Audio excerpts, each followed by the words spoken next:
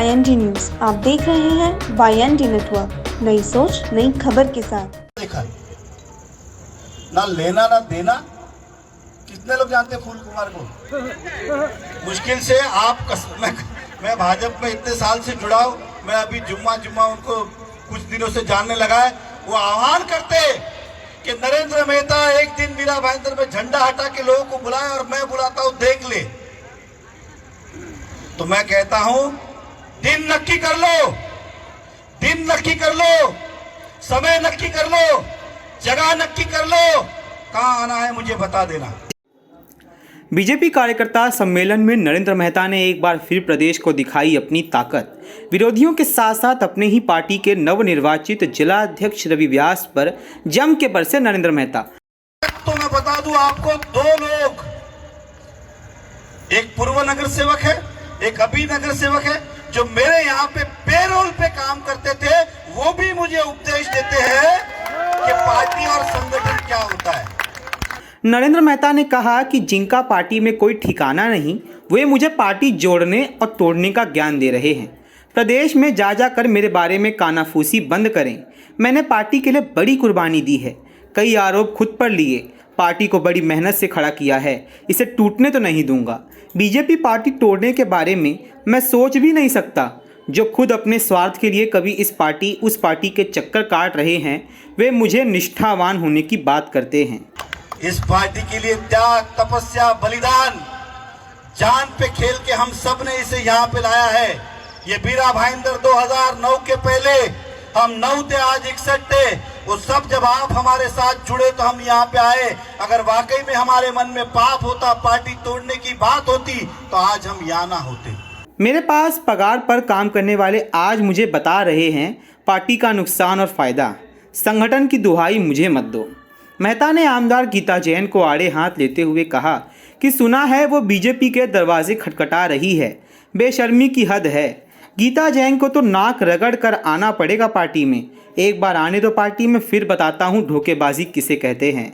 जो अपने भाई की नहीं हुई वो पार्टी की क्या होगी। शपथ आई, शपथ, उनको तो इतना मजबूर कर दूंगा ना, नाक रगड़ के भाजपा में लेके आऊंगा और फिर बताऊंगा अपमान क्या होता है। जो उन्होंने हमारे साथ किया ना, हमारी पार्टी में हमारा ही खाके, हमारे साथ ही रह के, हमें ही भ्रष्टाचार, हमें ही घोटालाबाज, हम ही नालायक करके चले कहती थी। आज उसकी इतनी मजबूरी हो गई है कि हमने उन्हें सेना में भी नहीं रहने दिया और एनसीपी में भी नहीं रहने दिया। मीठालाल जैन कहते हैं 50 सीट पर चुनाव लड़ने वाले हैं। वचन देता हूं एक भी सीट जीतने नहीं दूंगा। जनता और शहर से इस परिवार को कोई लेना देना नहीं, बस कुर्सी की लालच है। जो भी दे दे उसके साथ घूमने लग जाते हैं। गद्दारों से हम सावधान रहें।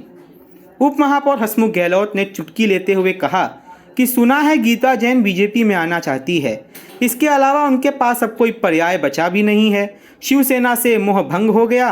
राष्ट्रवादी और कांग्रेस का आता पता नहीं। नरेंद्र मेहता बीजेपी पार्टी के नेता हैं।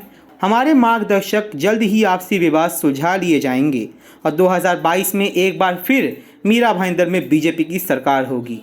हमने तो बात ही नहीं, हम कहाँ उनकी बात कर रहे हैं। हम तो ये बोल रहे हैं कि हमारी पार्टी से कुछ बातचीत है, वो जिस दिन हमें क्लियर हो जाएगा उस दिन सभी मिलके साथ में काम। मैं ये कह रहा हूँ उसका नेतृत्व तो मानूंगा नहीं मानूंगा, मैं तो एक शब्द नहीं कहा।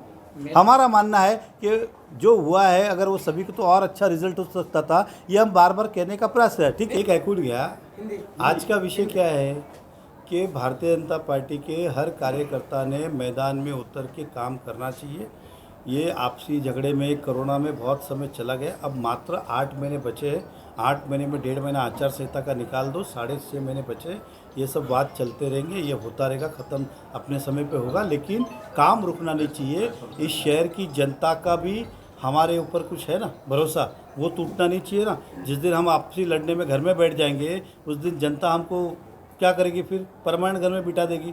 इसलिए जनता बोलती तुम्हारा क्या है, तुम लड़ते रहो, हमें तो हमारा जिसलिए आपको चुन के दिया है या जिस विश्वास के भरोसा किया है, तो आप विश्वास हमारा टूटने नहीं दे। और उस समय चुनाव मेरे नेतृत्व में लड़ा गया, इसलिए मेरा फ़र्ज ज़्यादा बनता है कि उनके, इसलिए चाहे वो पानी का विषय हो, चाहे जो मैंने अन्य विषय की बातें की, मेरा काम है कि मैं काम करता रहूँ। और कार्यकर्ता जो आए थे वो इसलिए नहीं आए थे कि मुझे ये पद चाहिए, वो चाहिए, इस गढ़ वो गढ़, वो इसलिए आए थे, काम करने आए थे। उनका मॉरल नहीं टूटना चाहिए। वो पार्टी का और झंडे का ही काम हम कर रहे हैं। उनको स्पष्ट रूप से ये आदेश देना था, उन्हें समझाना था, जो काम हमने आज किया। शेयर कर नेतृत्व करो, लेकिन मैं जब मैच जीतने जाऊँ तो मेरे साथ प्लेयर भी तो वैसे चाहिए कि नहीं, मेरे साथ प्लेयर भी तो वैसे चाहिए कि नहीं।